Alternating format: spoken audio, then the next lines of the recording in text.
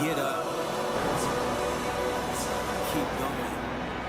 I'd have been knocked down 1,000 times. Yeah, traveling around 1,000 miles. Feeling so tired, but you know I can't stop now. Came way too far. Throw in the towel. It ain't looking real good, but I won't give up. Pac said that I gotta keep my head up, so I ain't going nowhere. Yeah, I'm standing right here. Demons all around, but I ain't got no fear. Stay down, this time ain't back. With blood, but these roots are deep. I'm on my feet, the underdog, and I won't be beat. In the fire now, but I won't be burned. I was waiting for this, and now it's my turn. Blood on my face, blood in my eyes. Been underground, now I aim for the sky. Don't quit now, you can last longer. All these wounds only making you stronger. Don't give up now, yeah, you gotta climb. But we give it to all this.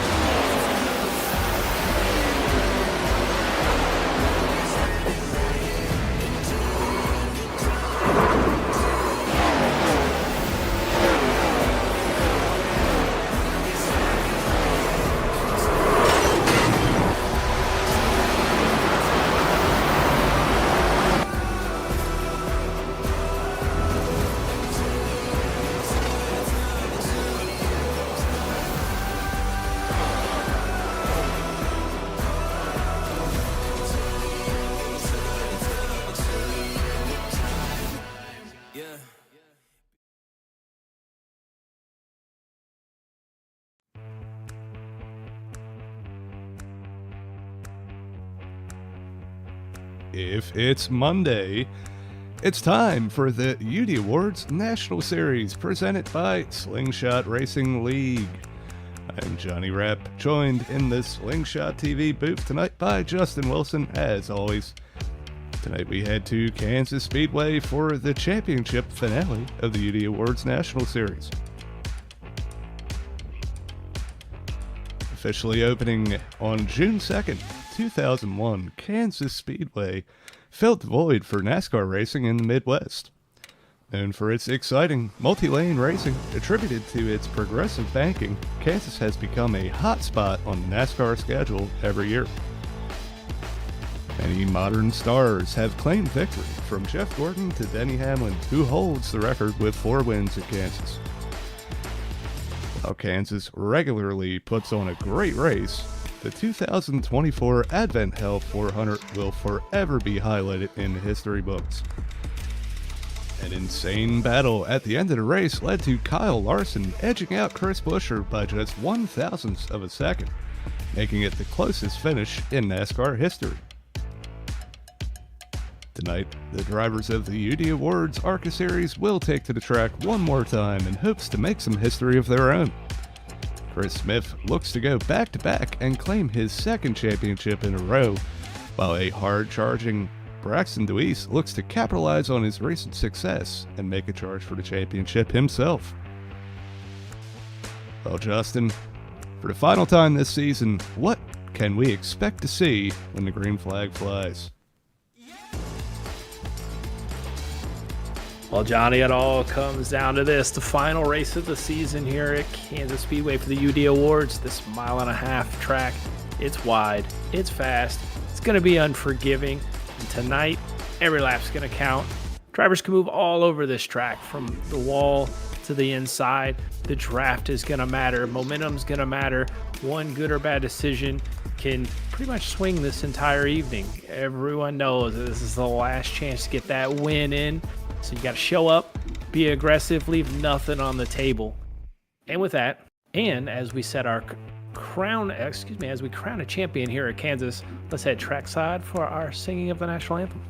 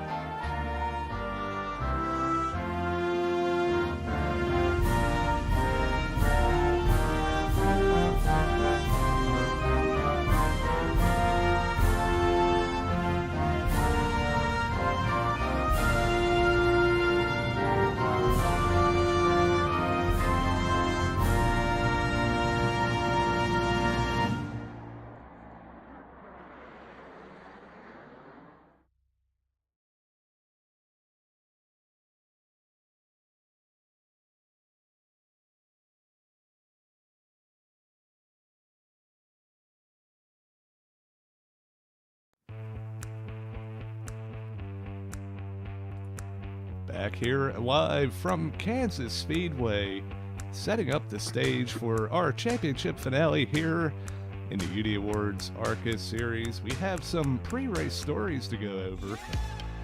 Before we get too far along here and set the grid, first and foremost, every week we talk about it, but track position is key. Starting up front and controlling the pace of this race could be what gets you to the finish line first. And yeah, Justin, tell us a little bit about just with this unique track, how important it is to start up front. Yeah, just what we've seen in previously this season in tracks such as Vegas and such, or Kentucky. You know what? I'm lost. But you know what?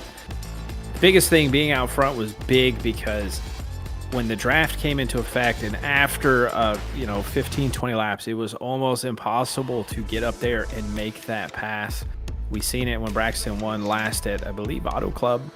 And, Chris wasn't able to catch up and make that pass once he got by. So I expect to see the same thing tonight at a track like this. Kansas are basically wide open all the way around. So track position starting up front is going to be key tonight, or at least being aggressive right at the beginning of the race to get the track position. Yeah, definitely going to be important, and we're going to see how that works. Riding the wall, the Kansas Motor Speedway is a multi-lane track with the progressive banking, as we alluded to. And yeah, I mean, I don't know if it's going to happen in these cars with the downforce they have. It might be faster on the bottom, but there is at least the potential to get up there and put that thing on the wall wide open and maybe make some passes. Well, I wouldn't necessarily say riding the wall, because you definitely don't want to be on the wall. But yeah, but nonetheless, each line and being in this like locked draft and being in 2 or 3 cars behind the leader, it's going to be tough because you're going to start heating up your tires more than that leader is. So managing that is going to be key. Maybe moving up a little bit, but not like kind of losing the momentum in the corners that you might see, like we saw at Auto Club, where people were kind of entering different lines. Managing the tires is going to be big, and then avoiding wrecks, because these guys are going to be all bunched up together in one big old happy pack. One incident can pretty much cause a track blockage in one of these corners. Yeah, it absolutely can. We definitely anticipate seeing some pack-style racing with these cars, with the aero they have and the horsepower and stuff. It's going to be really exciting, and yeah, some door-to-door action could cause some wrecks. Definitely something to watch out for. And yeah, just choose the right line to try to get through it and survive till the end for a chance to win the race. We're going to go over our points coming into the race now, which just bear with me. We have a little bit of a different setup here that does not seem to want to work. Give me 1 second.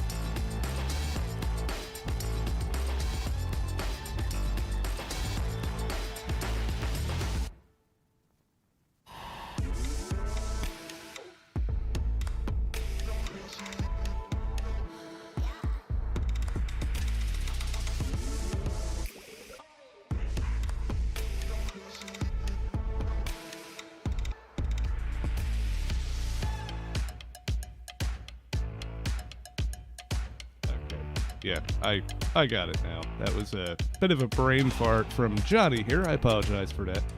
But yeah, going into the final race of the season right now, it looks like Chris Smith has all but locked up that championship. I believe, Justin, you just did a little bit of basic math there. That I actually want to redact my statement. If Braxton gets max points this race, and Chris Smith finishes dead last tonight with only 16 drivers showing up, it may result in a tie.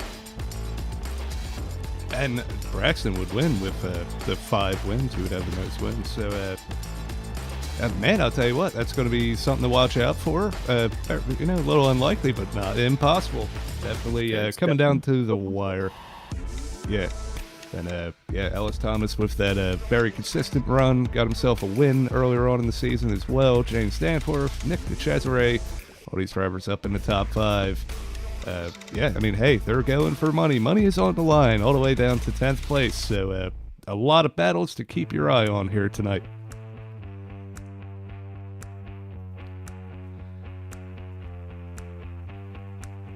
with that said, we're going to move into our pre-race grid, I believe. And yeah, it looks like starting up front is going to be Chris Smith once again. And at number 28, looking to lead flag to flag en route to his second championship here tonight, but solid qualifying time from Chris. His teammate Ellis Thomas starting in second place with Braxton Deweese, the second place in points right now, starting in third.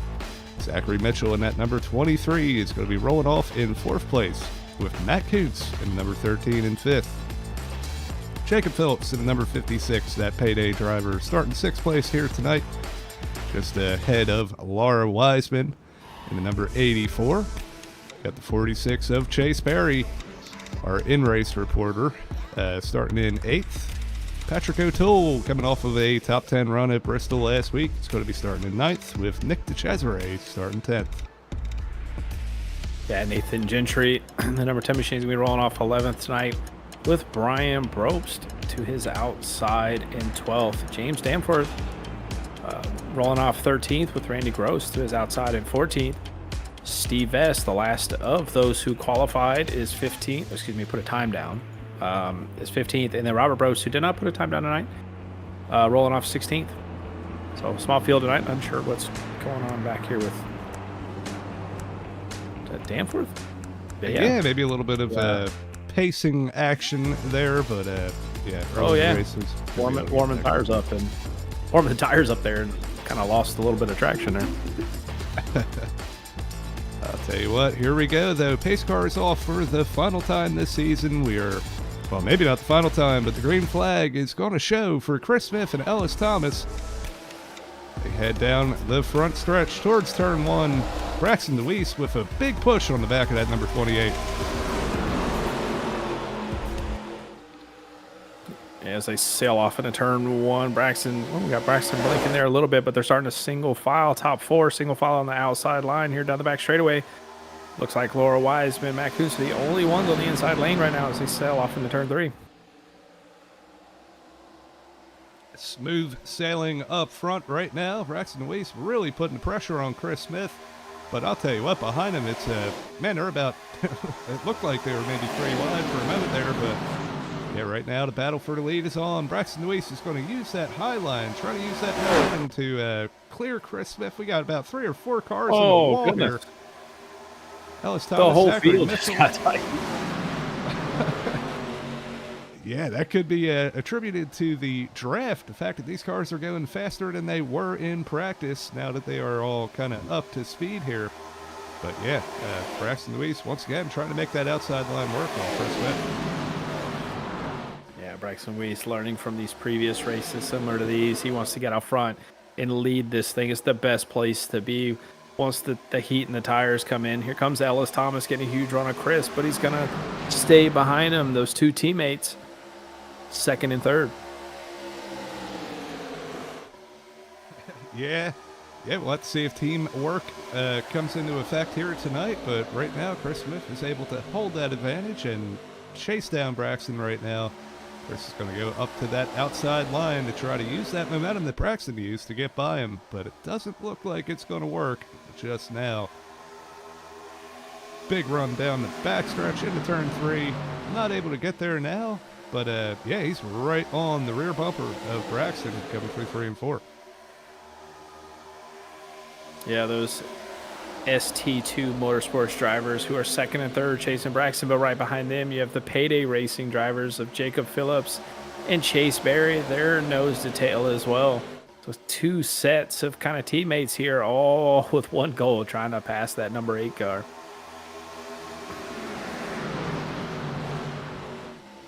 Yeah, we've seen some solid runs from both of these Payday Racing drivers, Chase and Jacob Phillips. Chase had a very unfortunate end to the race last week, ended up on his roof, but looking to keep all 4 on the ground here at Kansas and end the season on a high note, potentially with a win.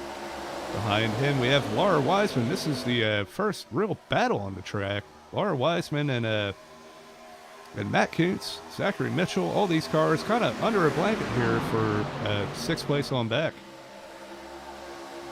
Yeah, Randy Gross kind of just catching up to these 4 drivers battling out with Nick Duchesne slowly creeping in, but we got a couple of drivers that have already lost the draft, one of those being Steve Vest, but Patrick O'Toole and Nathan Gentry are at the mercy of the draft as well, and they may just be too far away to catch back up to this main pack. But Robert Bropes is just hanging on to the tail end of that pack, and him starting last, he's got some work ahead of him. He's got all these drivers who are fanned out across the track here over in turn 3 to pass, but I wouldn't count it against Robert. These kind of draft style tracks play in his favor. Yeah, they absolutely do. And the other Bropes right now has he's been following Laura through the field here, and yeah, they're working their way up into the top 5, trying to contend. Now, see, Laura just ahead, hunting down Jacob Phillips for that 4th position. A lot of speed out of these 2 cars here tonight.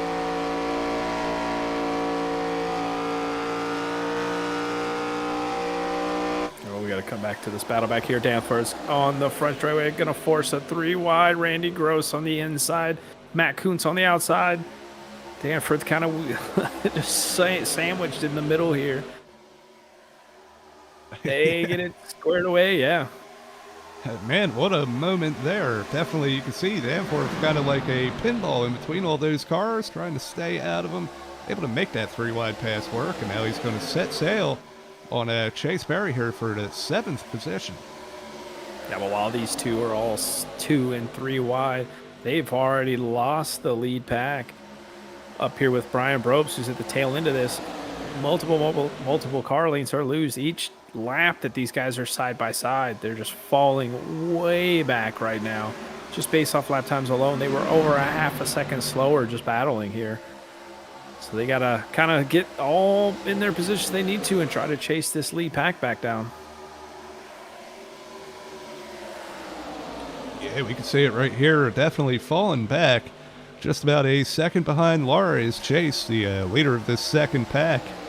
And yeah, gonna have to get everything kind of settled out here instead of, you know, racing side by side here. It's only going to slow you down. Looks like Chase may be able to kind of pull away a little bit there and reel some of that time back in.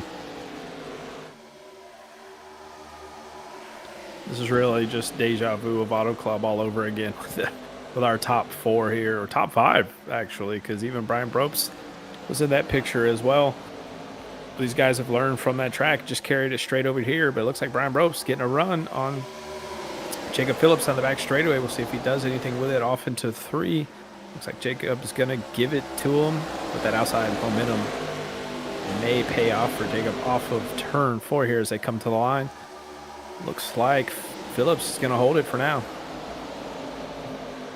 Yeah, that outside momentum definitely paying off. We see Brian really trying to send it off into turn 1. It looks like he's got a little bit of a nose ahead, but that momentum on that outside, Jacob Phillips able to hold that position and clear it down the backstretch.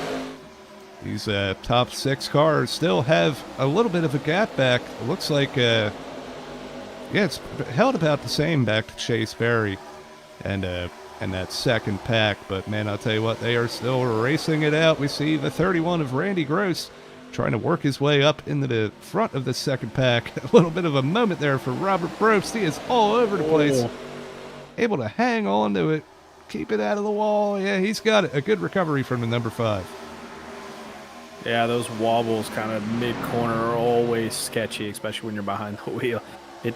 It may not look like a lot of a wiggle on camera here, but inside that car, I mean, he's in full panic mode.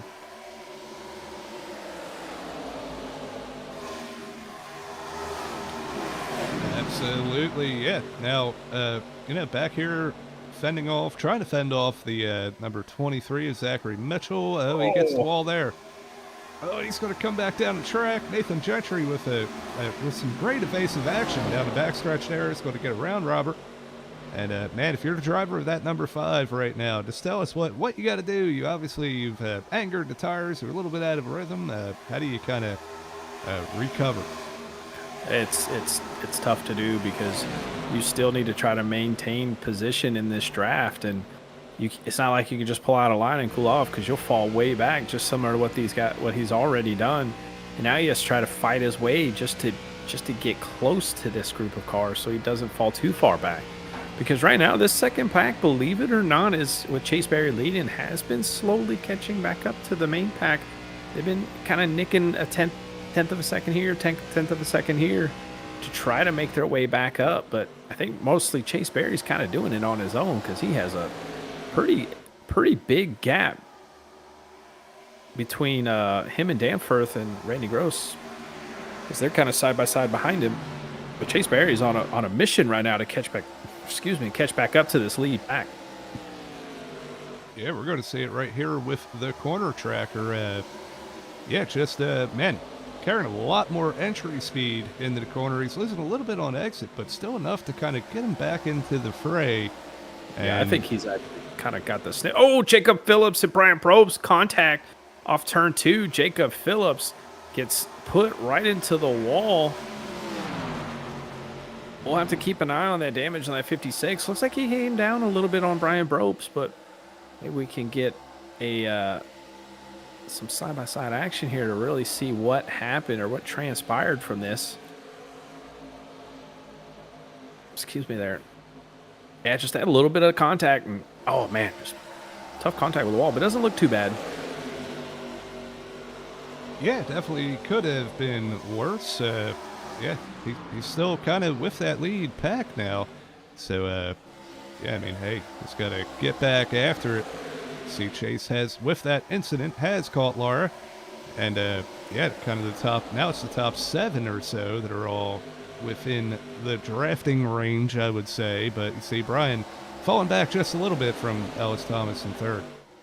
Yeah, I think that little bit of contact actually helped Chase out because it kind of brought the field, or at least a couple of them, back to him. So he's just pretty much locked into the draft now. As you see, he's slowly catching Laura, but I'm trying to keep an eye on this 56 to see if that damage is hurting him. But it looks like he's just barely hanging on to the tail end of that draft. Yeah, that's right where you want to be. That second pack, though, we have a new leader of it. Now that Chase is caught up here, Randy Gross making his way by James Danforth for that 8th position. We got Nathan Gentry back there. Big time sideways. What a save from Nathan Gentry. That thing was wicked loose. You know, we got to go on board with that one of Nathan Gentry.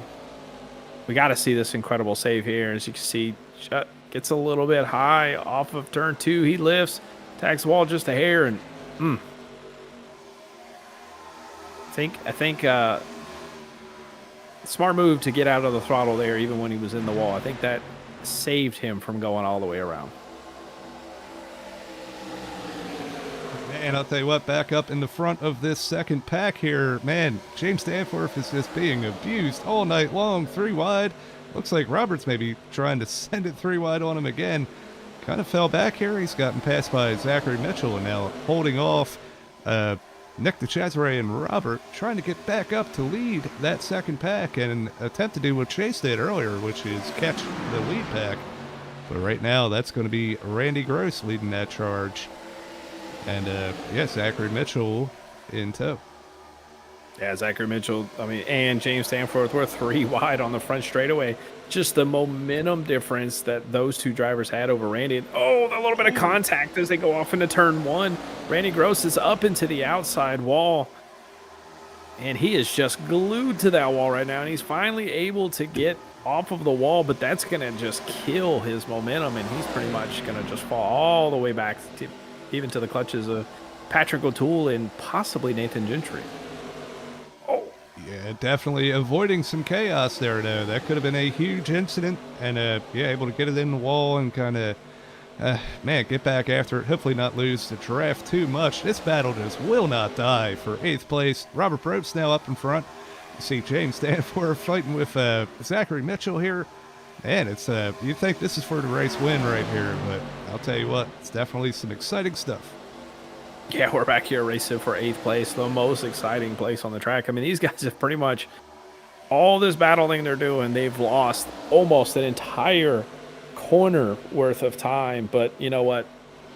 I bet all of these guys right here are having a good time. Yeah. They're certainly making it exciting for us. And we see Zachary Mitchell able to pop up to the top spot in this pack. And yeah, Robert Probst trying to use that outside momentum. He gets a little loose and almost some contact with Danforth. Able to keep it together, man. And I'll tell you what, this is some wild racing. The draft and just the different comers and goers in this little pack here has been wild to watch.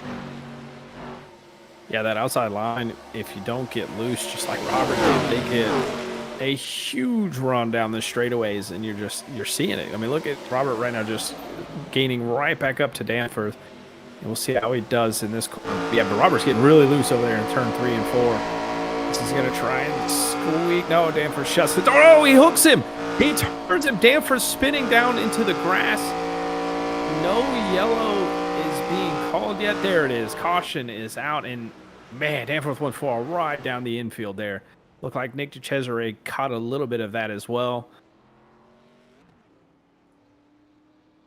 Yeah, we're going to have to go back, take a look at that one. That was, man, kind of maybe an entire race in the making, the way those guys were driving back there. But, yeah, we saw that run from Robert off of that outside line and tried to pull underneath. He kind of, maybe a little bit of a late move, maybe Danforth blocked, but we're going to see right here. Yeah, I think Robert went for a hole, realized it wasn't there, and then came back up, got into Danforth, sends him down into Nick DeCesare. And, man, I'll tell you what, it was a kind of a clean 360 from that 88 for a moment there. And could have been a lot more damage. We see a little bit on the left rear, but, yeah, could have been. Got quite a bit of damage on that left rear. But like you said, it definitely could have been a lot worse. But it looked like Robert, not necessarily trying to go through a hole. I think he was trying to square up to push Danforth, but he just got to his left rear. And, I mean, it's easy to turn these cars if you're not squared right up. Okay, we're going to see it from the onboard of James Danforth and just how he was able to keep that thing. He didn't even turn the wheel and saved that thing perfectly. It was a masterful job there. Like you said, definitely a little bit of damage, but he's going to live to fight on. And, yeah, come in, get that thing fixed up. We got a lot of takers down pit road. Yeah, we'll be curious to see if some people are going to use this as a kind of strategy to kind of shape up the rest of our race, or if everyone's going to go ahead and take their first sets of tires. Notably going to watch that 46 because I know he's usually the first one for some tire strategy, but no, he's gonna take his tires. Looks like everyone's taking their tires. Yeah, definitely, I think, far enough into the race where everybody thinks that is the time. Come in now, get them, and probably try to ride this thing out unless there's a very late caution.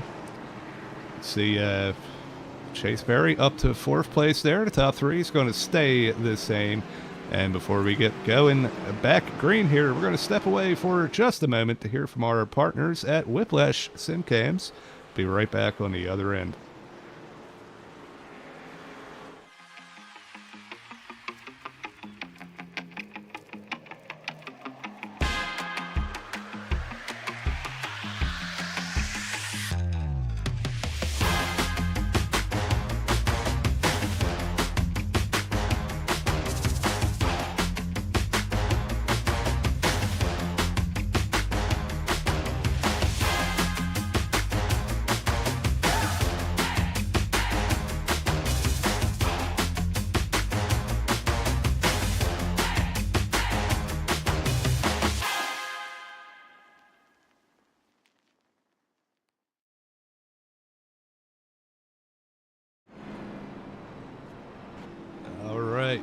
We are back. Yeah, Whiplash SimCams. You saw the ad there. They make all these great cameras that we use week in and week out. Yeah, I mean, hey, I'm not the best at it, but there's so many options. Some beautiful camera work from those guys. We certainly appreciate the partnership. And yeah, we are doubled up, ready to restart this race on coming to lap 32, and just a little shy of halfway. We still got some a lot of time for some different strategies and to see who can charge their way through the field. But right now it's going to be Braxton DeWeese up here leading this this race still. See, he has led 29, coming to 30 laps of this race after getting by Chris early on. Chris Smith blanking a little bit there. Definitely got to monitor that connection. And, yeah, they're hitting a restart zone now. Braxton Weiss is going to fire off a great launch on that inside line. He has about, 4 car lengths going down into turn 1. Oh, without a doubt. That was an excellent start by that 8 car as they sail off into turn 1. But I'm going to tell you, these guys behind them, they're going to learn from that last run. They know when that 8 car gets out front, it's going to be tough to pass. Or are they going to use their fresh tires and, and that kind of the heat in those tires to make the move early, be aggressive now to gain that lead? We saw just that last run how important it is to be out up front. But these guys are starting to dice out behind him here. Chase Berry stuck on the outside of Danford, or excuse me, Brian Brobst, not Danford. Let me correct myself there.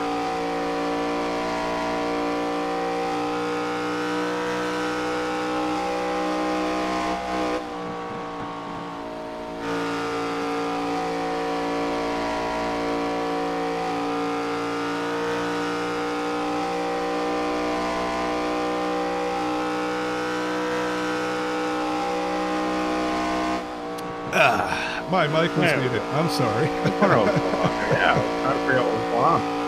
Yeah, I was just mentioning. Oh yeah, it might have still came through. But yeah, Ellis with that great move. Now he's got to fend off his teammate Chris Smith. And down into turn 3, we see Chase Berry trying to tuck in behind Smith and follow him through. I will say it's wild because Braxton Luis is just pulling away right now from this pack group, but now that the top 3 are kind of single filed out, Ellis Thomas look on the outside of Chase Berry, but Chris, yeah, that momentum is now starting to build up. Chris is starting to slowly catch up to him as Chase is kind of getting freight train on the outside, kind of throws a little bit of a block on the 11 of Brian Brobst, but Brian's still looking to the outside of him, and yeah, he's going to make that pass on the outside of turn 4.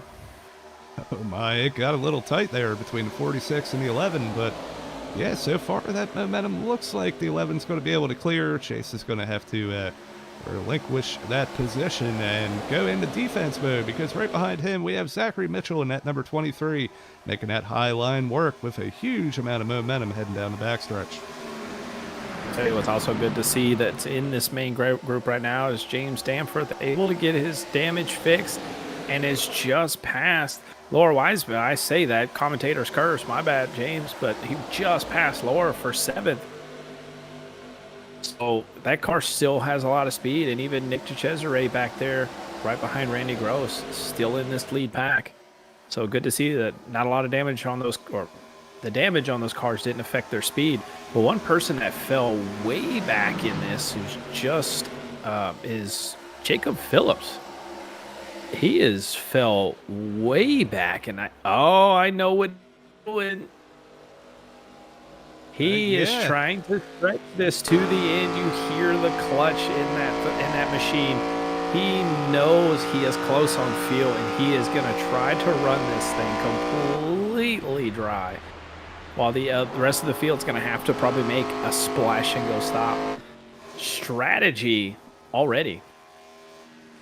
Yeah, you can hear it right there. Definitely cutting the car off in the corner, and yeah, we're going to have to see if that plays out. We didn't get a good fuel number, at least I didn't, before the race started. So, yeah, we're going to have to keep an eye on that. Definitely a long ways to go here, and very possible that they do have to pit one more time. Yeah, but Jacob's got to be careful with that, because he is running significantly 2 seconds a lap slower. And that, if you go too far, back, when these guys do pit, they're just going to come out right where you are. So Jacob's got to be a little bit careful with that, but we'll see how this plays out as the run progresses on, as we're almost halfway. We're 2 laps from halfway. Absolutely, yeah. Taking a look here at Brian Brobst, able to get by Ellis Thomas here, put himself up in the top position. Brian's had a fairly successful season. He had a little more success in the Gen 4 series. He did win the first race over there. But, yeah, pretty solid run here in the ARCA. And, yeah, looking to just keep up that momentum and maybe get himself a top 3 or a win here tonight. Great season so far from Brian Brooks. Yeah, Brian Bro's doing exactly what he needs to do. He's actually starting to gain for Smith here, so be curious to see if he, if he uses the skills that he's used so far. Keep in mind, he started in 12th place, which was, 4 spots from last coming into tonight. Already made his way up to 3rd, so he knows how to pass some cars, and he's only got 2 more left. Yeah, definitely our biggest mover tonight so far. We're going to have to keep an eye on that. Tell you what, this battle back here, Zachary Mitchell has been in the middle of all of these battles all night long. Right now, Chase Berry was able to kind of clear him there again, and it's going to bring Randy Gross into the picture for 6th place here. Mitchell really trying to make that outside work, but Gross gets a huge run on the inside, and it looks like they're going to be side by side coming down the front stretch.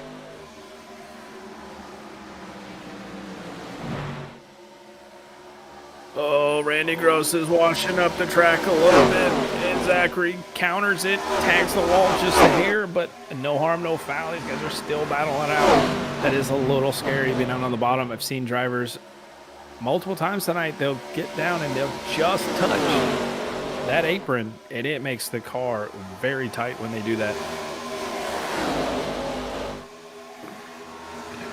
Yeah, that was definitely a bit of a moment there. Good thing, Mitchell maybe tagged the wall just a little bit. Now he's going to shoes on the other foot now. He got a little tight there, pushing up on the Chase. Still no contact, though. James Danforth is going to push Chase down the backstretch.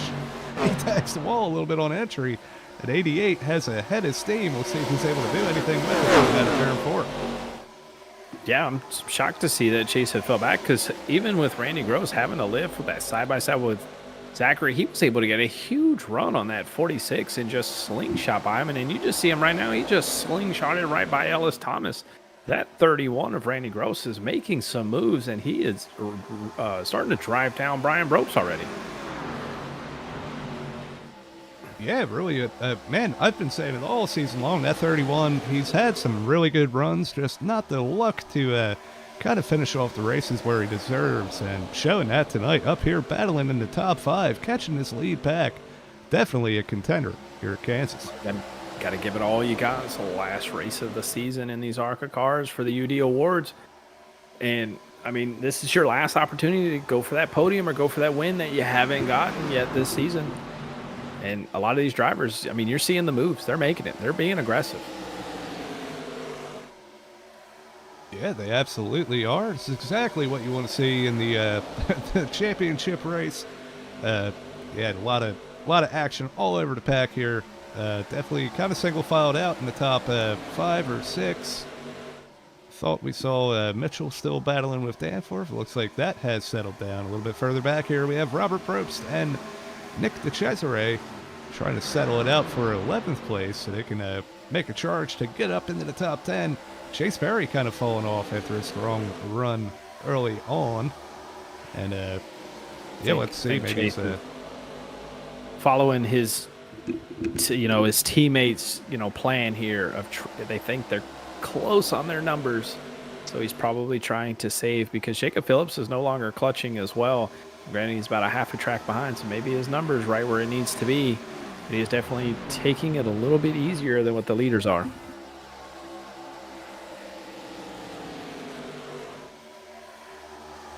We're going to see the last lap times on the left side there.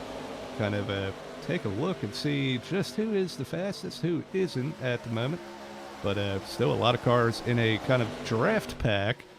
So that can be a little, it's going to be close. Everybody's going to be pretty tight here. We got Laura Wiseman, James Danforth, and Zachary Mitchell here battling it out for 6th place. Kind of that starting to slip back a little bit and form a second pack like we saw in the first run. But yeah, right now Danforth able to hold on to that as we see Laura and Mitchell drop back a little bit tight getting into the corner there. Mitchell using all the room he can on entry, and yeah, they're going to be side by side down the backstretch.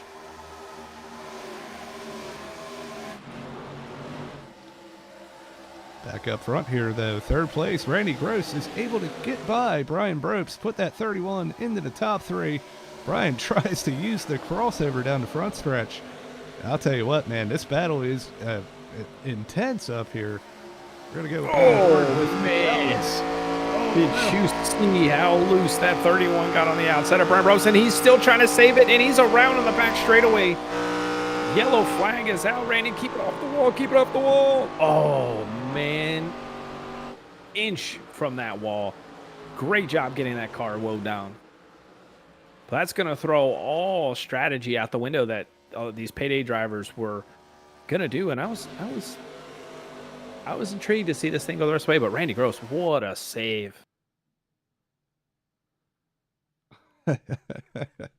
Man, I'll tell you, yeah, definitely just a little close in the middle of the corner there. Got out of shape. Man, he just a tag slapper, as you would call it. And Look at nowhere Danforth to go. right in front of Danforth. Oh, wow. Man. Just he don't there it is. Well, look at this. He was able to get that car slow down as well. We're going back. We're going to try to get a little bit of a closer look here of that one because, man, that was close between the 31 and the 88 here. I think he rubbed the paint off the entire side of that 88 car. Man, that was close. I'll tell you. Definitely, man, lucky there. We're going to see Randy able to kind of lock it down and just keep it off the wall. That was definitely good to see. We're also going to go on board with Danforth to see his perspective of that wreck.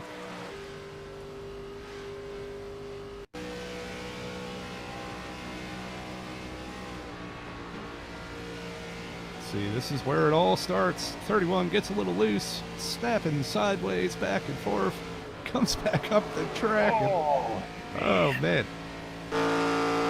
Wow.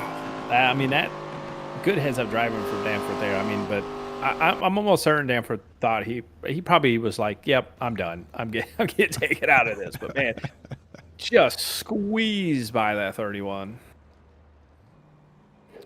Tell you what, we do have a little bit of a shake-up up front here. Jacob Phillips is going to opt to stay out. Braxton Weiss is going to be the first car out of the pits with Chris Smith and Brian Brobst behind. But, yeah, I don't know. Maybe Jacob thinks he's saved enough fuel and tires to make it to the end of this thing. We'll have to see how that plays out, how much of a speed difference there's going to be with those older tires. But we're going to see because we had a few drivers that looks like they didn't take tires, and one of those – I believe was Chase Berry. I don't think he took that extra set of tires. So I would not be surprised. But I'll tell you what, we do have a moment here. I think we're going to pull up right now our 12th place driver, Patrick O'Toole, for a quick interview on how his race is going. Gotcha. Yeah. Patrick O'Toole, you got a copy. It's Johnny and Justin in the booth. Yes, I do. Man, I'll tell you what, it's been a pretty exciting race to watch from up here. Tell us just how it's going out there, how the car's handling, and, man, how you're taking all this crazy action. These tires, after about 10, 15 laps, start wearing out your right rear.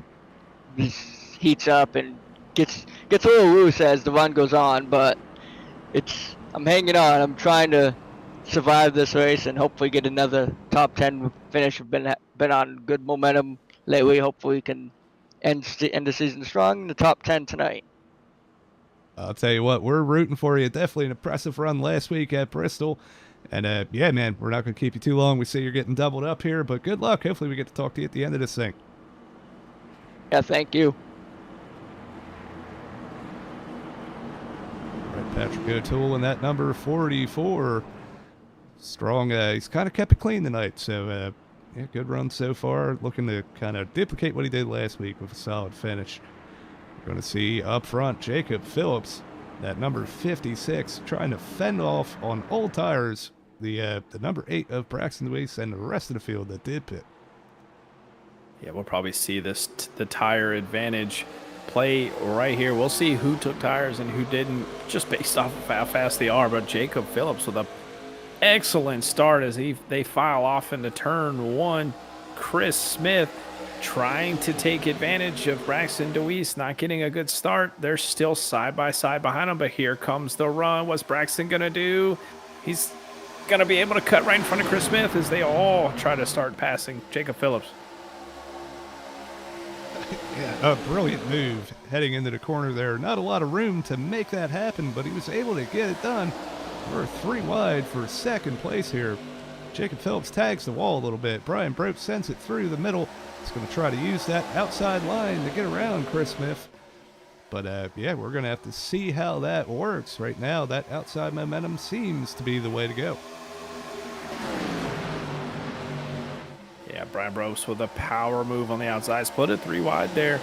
But he knew he had to make that move to get past Chris Smith because he has his eyes set on that number 8. One more position for Brian Brobst to take the lead of this thing. And here he is. He gets a little bit of run. He's going to take the bottom. Moves up just a little, breaks strap. Looks like he got a little bit tight there off of 2. But Chris Smith's going to have a huge run after running that top. He's going to take it to the inside.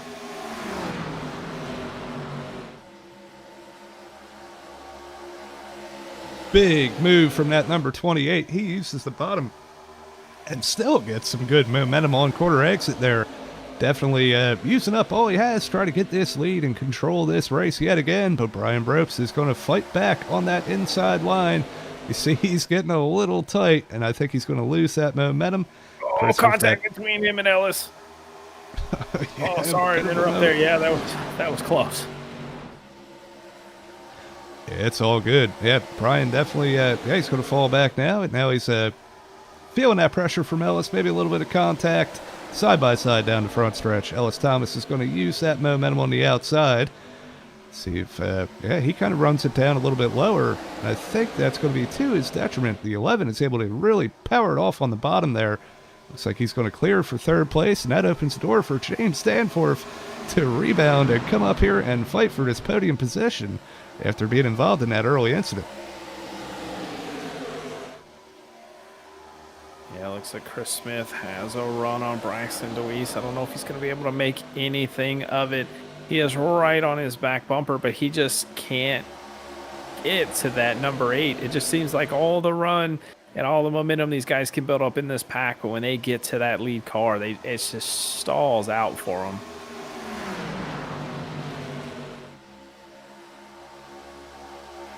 Yeah, definitely, man, it really reminds me of maybe some of the older plate racing where you can kind of get there, but it's hard to pass. But, hey, either way, still, just about everybody up in the top 10 under a blanket.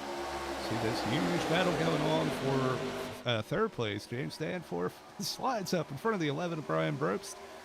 Let's go to check everybody up. Ellis Thomas is going to try to make that bottom line work. And Laura Wiseman kind of sneaking into this picture with Zachary Mitchell as well.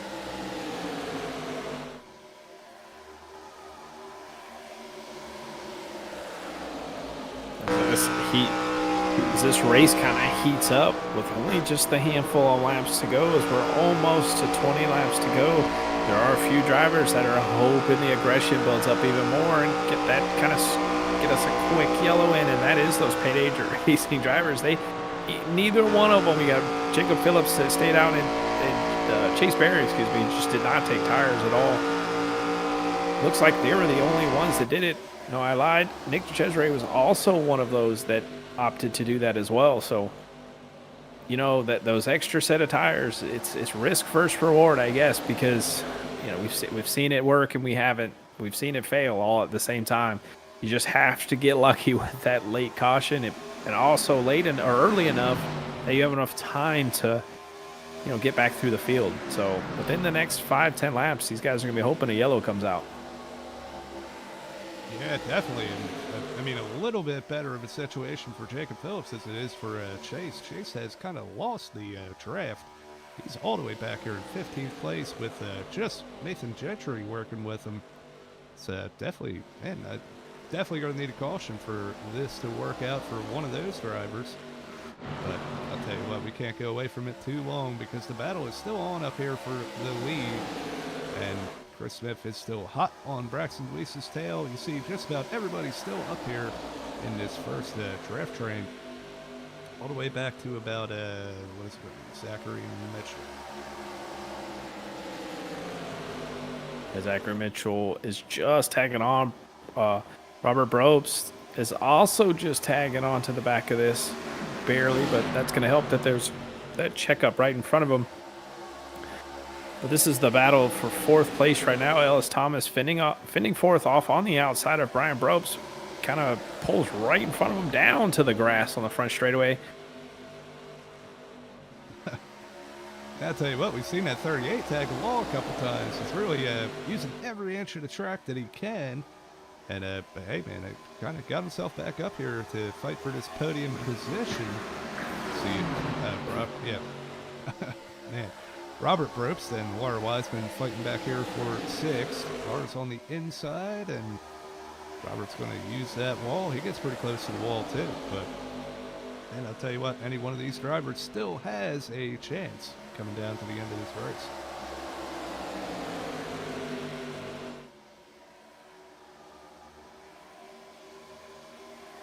Well, I'm curious to see Danforth right here. He's made his way up to 3rd, and he's been getting these runs down the straightaways on Chris and Braxton DeWeese, but seems to just struggle a little bit keeping the tires under him in these corners. Be curious to see if anybody tries to run that outside line, but it's definitely dangerous because that guy behind you, if you go up to the outside and just get that run, they're able to get under you and just side draft you to where it actually hurts you more than you think it was going to benefit. Yeah, it's very easy to get a little greedy and try to go for something, and you end up hurting both of these. And yeah, we'll see if this happens here. You can see it there. I mean, Ellis Thomas just side drafted right off the side of Danforth, and he fell back, and he's already being attacked again by Brian Brobst, and Laura's just starting to file in behind him. So the side draft in these cars, I mean, it just kills your momentum. It absolutely does. It's like throwing a parachute out the back, but Danforth maybe wisely kind of gave that position up, tucked back in behind Ellis, and it looks like he's going to avoid getting freight trained here. So good move from James there. I'll tell you what, man, this racing is pretty good up here. Laura Wiseman still hounding Robert Brobst here for 6th place, and it kind of single filed out. So let's move back a little bit. We got Randy Gross. We saw him up here in the top 3 earlier in that incident, able to keep it out of the wall and rebound. He's still running in 9th position. And then behind him, we just talked to him, Patrick O'Toole at number 44. Solid top 10 run right now. He's trying to fend off Steve Vest as we're coming to just a handful over 10 laps to go. Yeah, the battle right now between Danforth and Brian Brobst, they're all hitting and beating and banging that they were in 1 and 2 and down the back straightaway as well. Danforth kind of moved down, showed his displeasure from Brian Brobst, who almost hooked him in the previous set of corners. That allowed Robert Brobst and Laura Wiseman to catch right up to him as the leaders are just sailing away from this group right now. They're still side by side, very, very close. Danforth kind of pinches Brian on the bottom. We'll see how this plays out, but it ain't gonna. They keep this up, somebody's gonna be in the infield grass again. Yeah, you ain't kidding. Intensity has ramped up here for 4th place battle. Danforth really making that outside line work. He's going to clear Brian Brobst there. Robert Brobst is going to follow suit on the outside. The Cousins racing for a top 5 here. And yeah, that number 5, he's been running up top all night long. Definitely committed to it, and it's working for him right now. Yeah, that 5's been running up high for most of the night, as you mentioned, but I'm going to tell you that 5 is probably the loosest car that we see out here, because even up high, you see that rear end kind of shimmy around quite a bit. So loose handling race car underneath that 5, especially up by the wall. Yeah, I'll tell you what, it's a good thing to see, though. Normally that Robert is fighting a tight condition, so he's managed to get that thing on the rear tire, and yeah, we'll see if it pays off. But yeah, he's going to lose that spot. Now he's under attack from Laura Wiseman yet again. Seems like he can build some momentum up there for a lap or two, and then it kind of fades away. Well, there's not much time left as the drivers are crossing the line here with 10 laps to go already, Johnny. 10 to go in our UD Awards season. We've pretty much, unless something dramatic happens, already have our champion crowned. But I'm gonna tell you what, this battle for this last, shot at this top 5 is the most exciting racing that we have on the track right now. Is these 4 drivers have been glued to each other for about the past 20 laps now. Yeah, it's the battle that will not go away. We got Brian Probst and James Danforth. A little bit of contact down the front stretch there. Brian's going to go to the inside, and he kind of misses the bottom. That's going to open the door for Laura Wiseman. We're going to be 3 wide down the backstretch. Laura's going to get past both of these cars as Danforth gets into the wall. Still 3 wide heading into turn 3. Yeah, one more join the fray of that. It's the 23 of Zachary Mitchell. They're still 3 wide. Coming off of turn 4 down the front straightaway, Laura Wiseman's going to lead this pack here as they're getting very, very tight. A little bit of a door bang there going into turn 1 for Brian and Danforth, but they're still 3 wide. Laura's going to back out of it, but who's going to give on the outside of turn 2? Looks like Brian Probst has no choice. They make a little contact, and they're back single file, but for how much longer? Man, I'll tell you what, these drivers are getting after it. Brian's really getting on the rear quarter panel, trying to side draft James a little bit. They're going to door bang, coming to the line. It's just 7 laps to go still. Man, I'll tell you what, if they keep this up, they ain't going to have no paint left on the car by the end of this thing. No, they're not. They're pretty much just, that Danforth's car is going to be red and Brian's car is going to be gold at the end of this one. But, those drivers back there who are on that alternate strategy, they're over there just hoping these guys crash.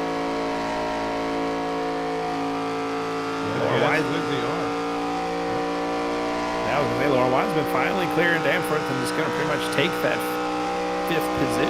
4th position as they cross the line here. But Brian Probst, he's not done. He's coming back. He wants some more of this. Yeah, we see it there. Maybe a little bit of contact to the apron there. So hard out a little bit. It's going to give Danforth the run down into 3. And side by side yet again here. We'll see if Brian's willing to send it 3 wide like Laura was and try to pass both of these cars as she did. But yeah, right now that outside kind of worked for Laura there. It's like she's going to be able to edge ahead just again. But, and I'll tell you what, we haven't talked much about him. Oh, Danforth hit the wall. And there's a wreck on the straightaway. Huge crash. Brian Probst's front end completely torn up.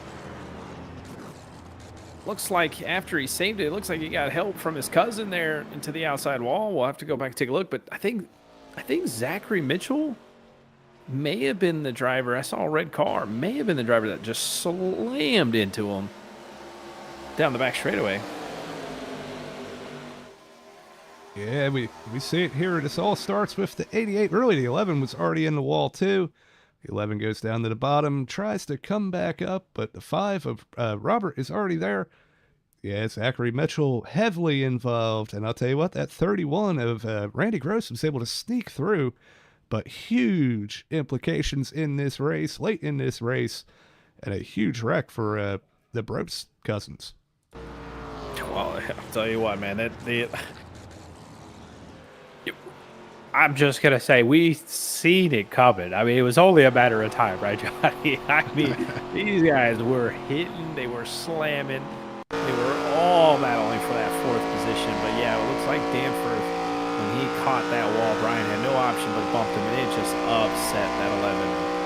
Yeah, man, tough break, especially for Zach. He was kind of the innocent bystander in all of that carnage up there, but he hit that 11 hard on that right rear axle, as you see here. He just hit it tough. Randy Gross, good wreck avoidance on that, so he is able to rejoin the group here and give it one last ditch effort. It looks like we're probably going to have a green-white checkered to finish this thing off, finish this last race of the season. Let me let me back up there. Said that completely backwards. At least I caught myself there, but wouldn't expect the season hit any other way.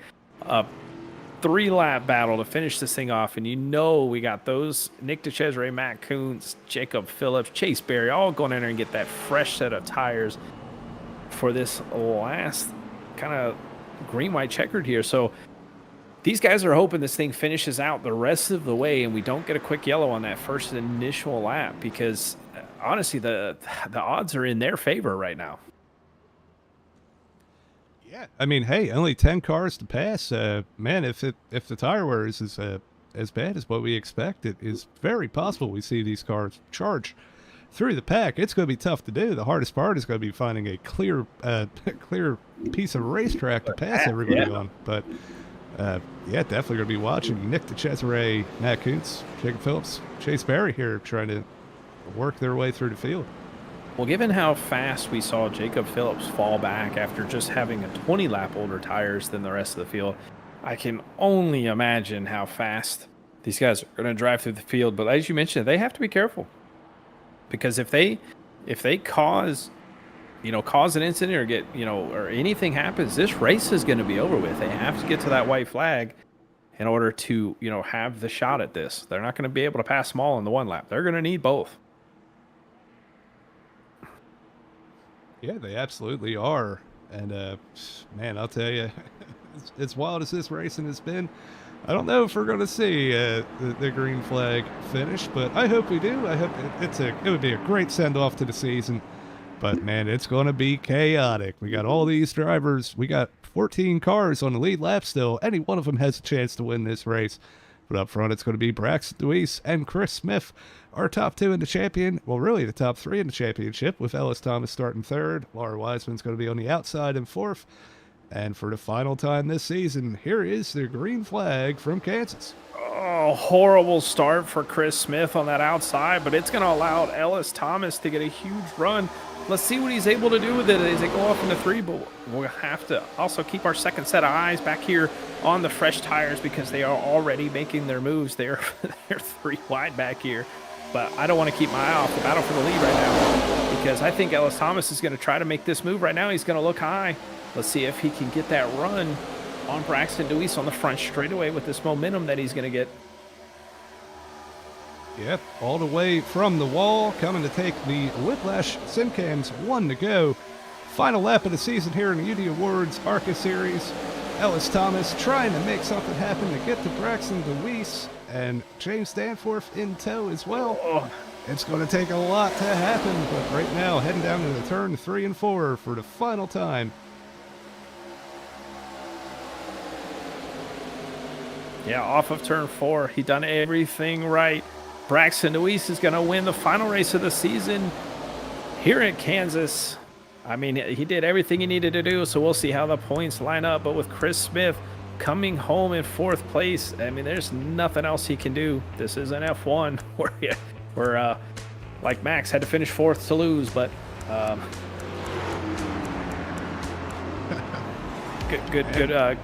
good send-off for the season. Yeah, it absolutely is. It was an incredible race. Man, very, heartbroken for those cars. Brian and Robert and all the cars involved in that wreck has had a great run going, but it still led for an incredible finish here. Number 8 of Braxton Deweese. I believe that's going to be his 6th win on the season and definitely securing himself his 2nd place in points. And we're going to watch him, I assume, burn it down on the front stretch here in that happy hippie karaoke car. And I think he's going to let Chris Smith go first. But either way, we're going to step away for just one more moment here. Then we're going to get our top 3 interviews as well as our championship interview. And once I confirm that, I'll have it confirmed in just a second. But we'll be right back on the other end. We're going to hear from Whiplash Simcams one more time this season. See you on the other end.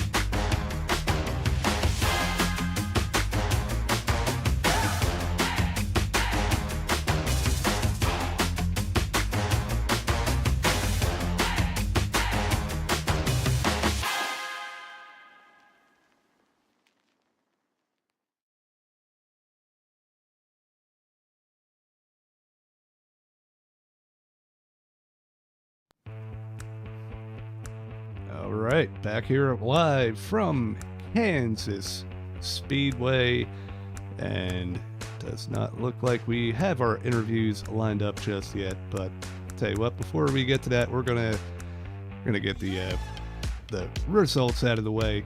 So you're gonna see it. We're gonna talk to the really the top four in this race. Braxton DeWeese comes home with the win. An impressive show all night long. Pretty much led, aside from the first couple laps, led from start to finish. Ellis Thomas fought in the top three all night long as well. James Danforth, after that huge recovery, coming home third place. And then Chris Smith, our champion, is going to be in fourth. Our Wiseman, number 84, we saw her involved in that incredible battle near the end of that race there. And Randy Gross, also a great recovery after that incident, kept it out of the wall, kept it all together, and battles back for a sixth place position. Matt Coutson at number 13, I believe he is going to be the first of the new tires at the end there, able to get up to seventh place. Patrick O'Toole coming home eighth in at number 44, with Nathan Gentry sneaking in the ninth place. We didn't talk much about Nathan tonight. Then Chase Berry with that alternate tire strategy, sneaking away with the top 10 as well. Yeah, kicking off 11th was Nick DeCesare, also on that tire strategy, but clearly the tires did not make a difference at the end of this thing, because all these drivers did end up finishing back here as well. Jacob Phillips finished 12th as well. Steve Vest comes home 13th with Zachary Mitchell, who was involved in that caution with about 3 laps to go, finished 14th. And then Robert Brobst as well as Brian Brobst, all involved in that wreck with 6 laps to go. Rounded off 15th and 16th.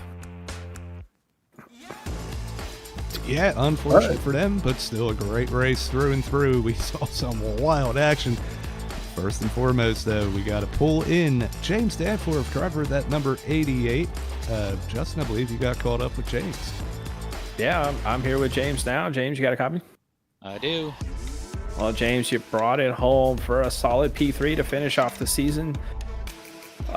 Tell me, how was the race? I mean, it looked like it was tough getting all the way up through there, because you were battling heavily with those guys, Laura, Brian Probst, and tell me a little bit about it, because y'all were just trading paint. Yeah, it was a pretty physical race. I kind of thought I was done for after I got spun by Robert, but yeah, I don't know what happened on that last restart. I don't know how I found myself in third. Well, sometimes the surprises are the best surprises, right? I mean, Right. Bringing it home third, and we'll have to see where the points play off, because you were battling heavily here with a group of guys that I believe for the 4th place in points. So we'll see how it totals up as everything's being calculated now. But this 3rd place finish tonight is definitely going to play in your favor. But hey, man, congratulations on 3rd. But let's talk about who got you here tonight. Who got you here all season? Let's hear it. Well, first of all, I just want to thank you guys for putting the league on. It's been a blast as usual.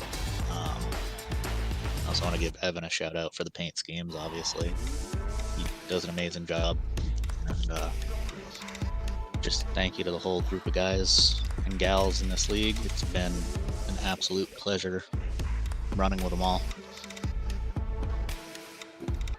Well, thank you also for the shout outs there, but we will let you go and celebrate the team. And again, congratulations on that 3rd place. I appreciate it, guys. All right, with that being said, let me snag up our 2nd place finisher here for you. Absolutely. Ellis Thomas, it's Johnny and Justin in the booth. Man, what an incredible race from you and Chris, the teamwork out there, and just you guys kind of just staying out of the chaos. Take us through your race, man, and how it felt out there. And you're right, we started off just trying to control the race a little bit, and being up front was kind of key. I think I didn't want to be the first car in line. Chris and I kind of talked about that in practice a little bit. First car was probably going to use a little bit more gas and a little bit more tires, and I think that was probably the case. So I enjoyed just kind of riding back there in 2nd or 3rd most of the race. And the cautions really, at first I didn't think they fell where we needed them to. I was hoping it was going to be a fuel mileage race. I was starting to back off a little bit after halfway, thinking that it could end up going green the rest of the way. And I was getting close to thinking I was going to be able to make it. And I think I was going to be the first car to be able to make it. So I felt good about that. Caution came out, and obviously that changed things a little bit, but it ended up being okay. I was nervous there at the end that some of the drivers in the back with tires might, be able to have a little bit of success there on the final 2 laps. But yeah, you mentioned it. Staying out of the chaos was key tonight. So it was a good run, though. Good season overall. Yeah, it absolutely was. And man, we've talked about it all season long, but you were kind of Mr. Consistency. You got that win earlier in the season and a ton of top 5s and just challenging for the win week in and week out. And yeah, definitely deserving of that podium position, not only in the race, but in the championship. Yeah, before we let you go celebrate, the floor is yours for any sponsor shout outs, friends, family at home, teammates, anything like that. Have at it. Shout out to you guys up in the booth doing an awesome job every single week. It's been a pleasure to see the broadcast, to watch the broadcast, and we love that you do that for us every Monday night. So shout out to you guys. Shout out to Slingshot Racing League, you and the rest of the other admins that kind of make the wheels go round on that thing. And shout out to my teammates for just being helpful in practice, and it's fun to race around them every single week. So yeah, and thanks for all the fans watching at home. Appreciate it. Right on. Well, thank you for the kind words, and yeah, go celebrate with the team. And yeah, tell Chris, I think he already knows he's in the waiting room. We do have to interview him. I don't know. He might have thought he snuck away if it finished in 4th. Yeah, he's ready. He's ready for you. All right. Well, that is second place finisher here tonight, Ellis Thomas. And Justin, I believe you got caught up with tonight's winner, Braxton DeWeese. I have Braxton DeWeese, the man who wins all the races, especially here at the end. But sadly, this win sticks on the season, but brings him up just 17 points shy of the championship. But hey, nonetheless, dominating performance all season. I know you just came up 1 position short than where you wanted to be in the final numbers of the championship. But hey, nothing to hold your head down on, man. Yeah, it was a solid season for, what we had going on. I feel like the only bad thing that really happened with my doing, I guess, was that EOL at Michigan. I don't know. I thought it was kind of borderline, but it is what it is. We needed a shifter to work and a computer to last the entire race if we wanted to run for the championship. We didn't have that happen, so, it happened. It's kind of like mechanical problems, and it kind of reminds me of that. If I'm not, y'all correct me if I'm wrong, but I believe it's like the 1985 Bill Elliott season where he won like 10 races and didn't come home with the championship or something like that one of them years. So it is what it is, but it's cool to be able to get 6 wins out of 12 races. Yeah, pretty much that. It's a good win percentage of 50%, but nonetheless, it did come down to those top 5 finishes and those top 10 finishes throughout the season. So, but again, man, 6 wins on the season, it's tough to do. It's tough, very tough to do, especially in a field like we have here. But hey, man, let's talk a little bit about this race. I mean, we've seen you do it at these other, bigger 1.5 to 2 mile racetracks where being out front is the key and being aggressive. I mean, was that pretty much the game plan tonight? Yeah, I knew if I wasn't going to get that clean air, there wasn't really going to be much of a race for me to deal with to get the win. I felt like, I don't know, I'm not real good behind dirty air. I mean, I can stick behind there, but I feel like I'll burn off my tires a little too early sometimes. And, if I could get out there to the clean air, it'd definitely be better. It definitely helped out tonight. We were able to keep out there pretty much the entire time, other than the start, that last restart there, or one of the last restarts. So, I'm happy but disappointed. It's weird. I don't know. It's odd, but I'm really just hungry and eager for next season. With there being 2 seasons, I'm looking forward to seeing how we do and if we can potentially go for the double in that late model hockey mix. O'Reilly's car. That's so weird to say. It is a little weird to say, but we'll get used to it, right? Just like everything else. Yep. Yeah, I am curious to see, and I was going to ask if you were going to pull the double duty next season, which sounds like you are. So we'll be looking forward to watching you pull this off. If anybody can do it, right? I know it's Braxton, because let me tell you, man, you'd be smoking me in a lot of these races as well. So looking forward to seeing it, man. But again, don't be disappointed in this season. You were very, very good. But hey, man, before we send off for the final farewell for the season, I know you got a list of people you want to thank. So let's go ahead and list them off. Yep, I appreciate it, and I just want to say I appreciate racing with you when you come out and race. I know I joined the mini stock series there late, and that was pretty fun when I was able to race there. That was a pretty fun race last night. I was thinking about it today. It was fun. So, man, it's honestly a real good time racing with you. So, looking forward to any time we do next time. But big shout out to Happy Karaoke. To be able to get third points in the Gen 4 and second in points with the ARCA cars here is pretty good to be able to be on the podium for that. To be able to win the SRO championship, so the track championship. It's good, so I'm just eager for championships. I always like to see if I can do better the next year, and we tied championships on last year with 6, so that's good. We'll just keep it rolling. We definitely got the shifter working now as we've seen on them restarts, so I'm happy with that.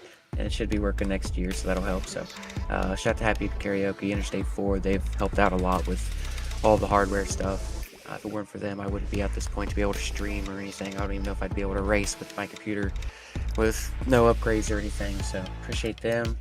Favorite Ice Cream Shop, as always.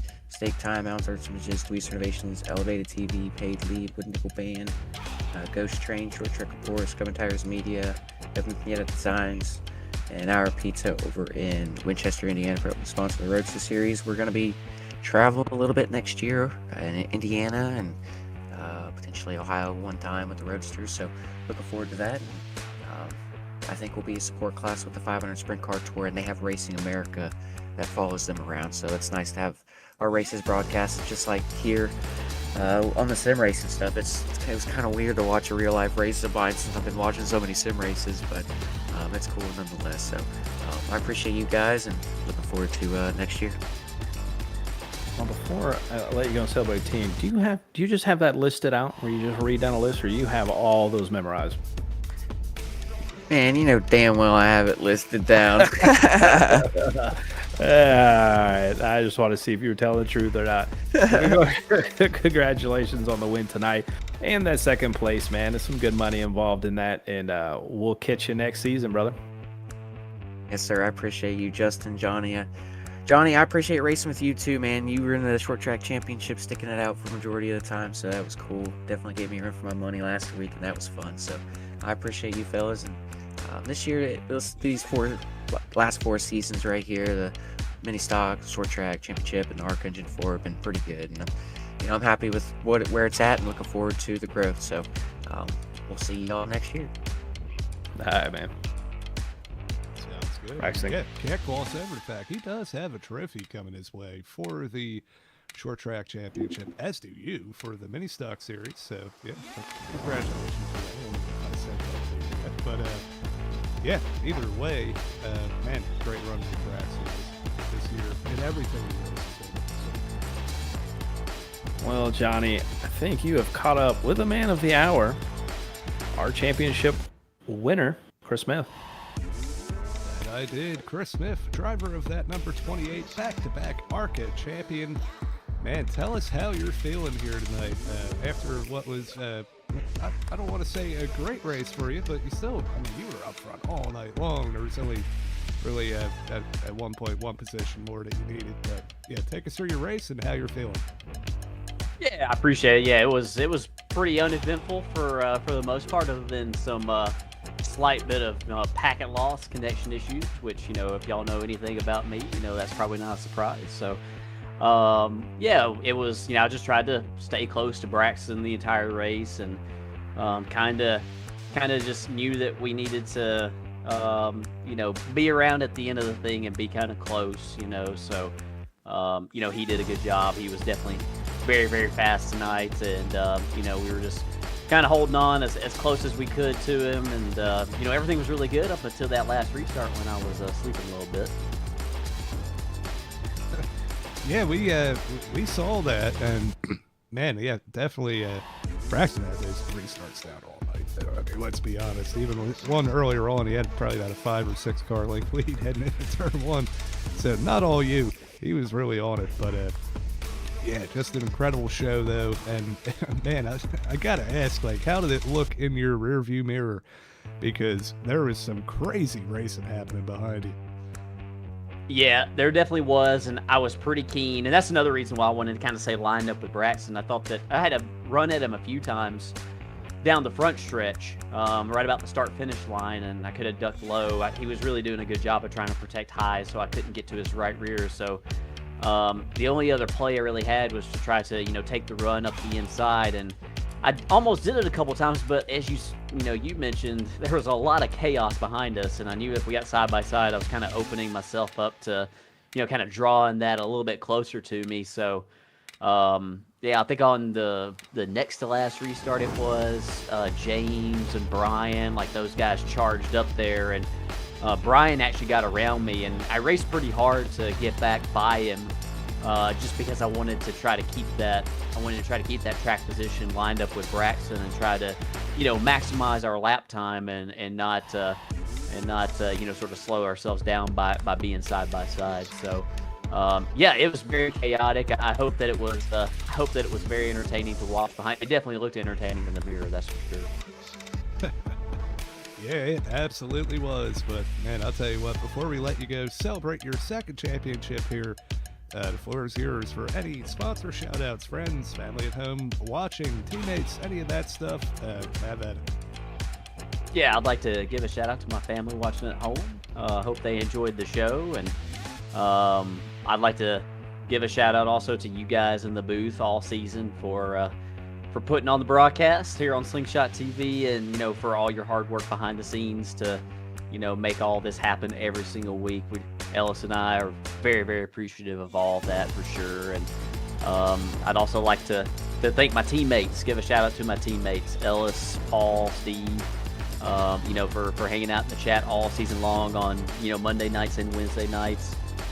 Ellis had a heck of a season this year, and I feel like he definitely made, this is probably his best season that I've ever seen him have on sim racing. So, congratulations to him and to Paul and Steve as well on their seasons also.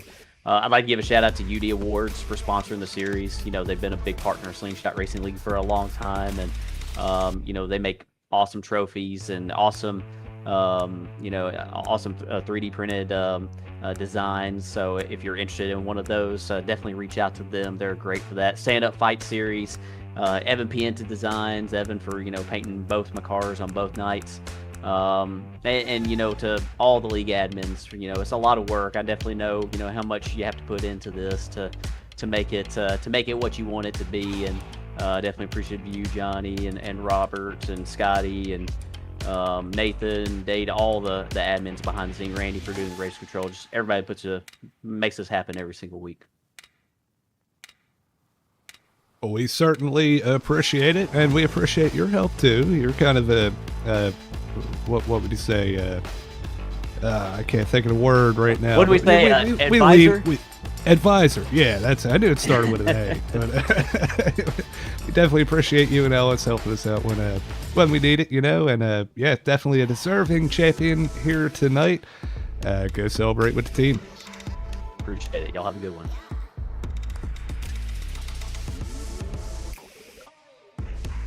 All right, that was back-to-back champion Chris Smith, that number 28 UD Awards machine. He's going to get himself one of those beautiful UD Award trophies now, and definitely something good to put on your shelf. I believe you got one of those too, don't you, Justin? But somewhere.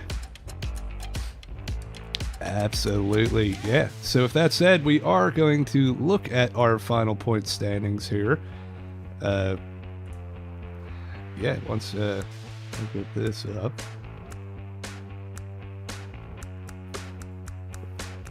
Oh man, I am struggling tonight. Oh, it's right there. Yeah, there we go. All right, we're going to take a look through here. We just talked to Chris Smith, our champion, Braxton Deweese, Ellis Thomas, and James Danforth. Just so happens the top four tonight were the top four in the championship. But yeah, you can see behind those four is a pretty tight little battle there. Danforth got fourth. Nick DeCesare with a solid season. Man, kind of one that went under the radar this season. I know we talked about him a little bit. He had some really good runs, but Yeah, he's going to bring it home in 5th place, edging out Jacob Phillips by 10 points there. We have Chase Berry with his alternate strategies, but a really strong performance from him all season long as well. He's going to come home in 7th place. And Matt Koontz, who missed 2 races, still comes home in 8th place. So a really solid run from him. I know we have a couple drop weeks. That definitely helped him out. But yeah, imagine if he was here for all of them. He might have got up there in the top 5 too. Robert Probst. Look good. I was going to say, he in all 10 of his races, he finished in the top 10 in every single race. Yeah, absolutely. A really, really strong performance from Matt, I'll tell you what. And yeah, definitely, man, it would have been nice to see what he could have done if he did them all. But hey, that's why the drop weeks are there. Not everybody can make every race. It gives you a little bit of flexibility. So yeah, great run from him. Yeah, Robert Probst coming home 9th after an up and down season. Tonight he had a pretty good run going until that late incident, but it's kind of the story of his season. And yeah, still able to come home with a top 10 in the money, so to speak. Behind him we have Randy Gross, another one that kind of didn't really get the result that he deserved. He had a lot of great runs, including tonight. He was able to rebound, but yeah, I mean, coming home in 10th place there, once again in the money. So definitely paid off. He was able to get by, looks like Laura, or says he went up a position. I'm not sure if that's true. He might have already been 10th. I don't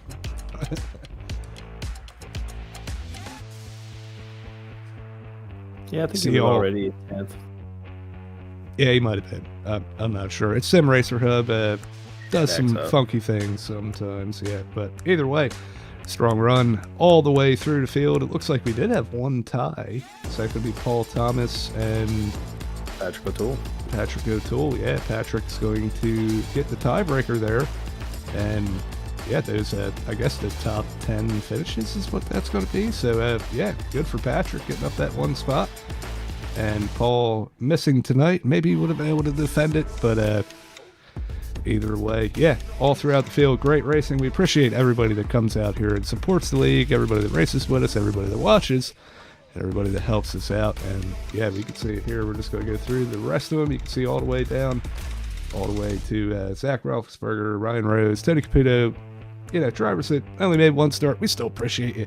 Yeah, like giving us a little chance there, you know, and yeah, maybe we'll see y'all in the future. But yeah, that's our final point standings for the UD Awards ARCA series.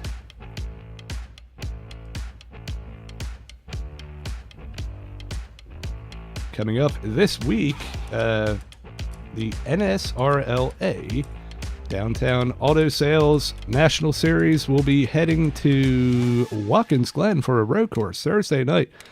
Yeah, that's going to be a lot of fun to watch. Yeah, now that we're kind of in the off season, that's all we're really going to have over the next month or so. And yeah, definitely going to be keeping an eye on that. You got Ellis, Chris, and Cam in the booth for the Downtown Auto Sales Xfinity cars.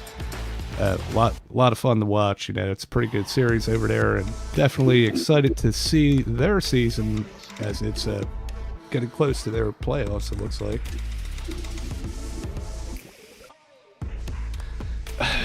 I guess I'm going to try to do this. Give me one moment, because we do have some other things that we have announced.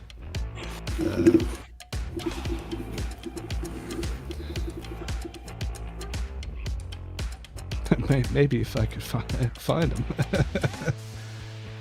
But yeah,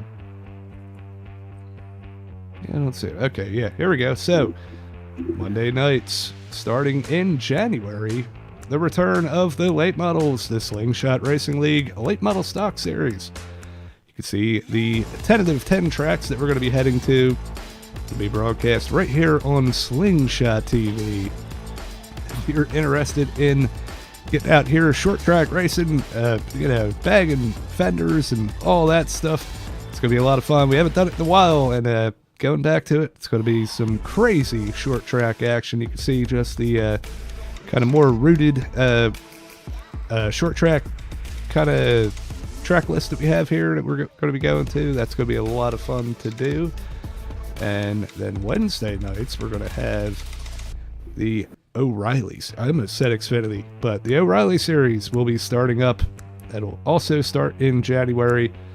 And yeah, it's going to be a lot of fun. We've done those before too. Those cars are kind of somewhere in the middle between the Gen 4 and like the trucks or the ARCA. Going to be a little bit of a handful and a lot of fun. Definitely excited. I'll be out there. I don't know if Justin will be, but that's going to be fun to watch. Also broadcasted on Slingshot TV.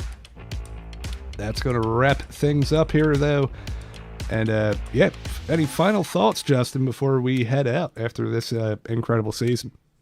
Yeah, no, I just want to thank everybody that stuck with us throughout the season, and thank the drivers putting on a great show. And honestly, happy holidays, everybody. I mean, we're coming up on Christmas, and we'll see you guys again on the other side of it all. Absolutely. We certainly appreciate you coming up in the booth, helping me out here. I could not do it myself, so definitely thanks for the help. And yeah, for Justin in the Slingshot TV booth. Thank you, everybody, all season long that came out, watched us, helped us out, and participated. And until January, we will see you.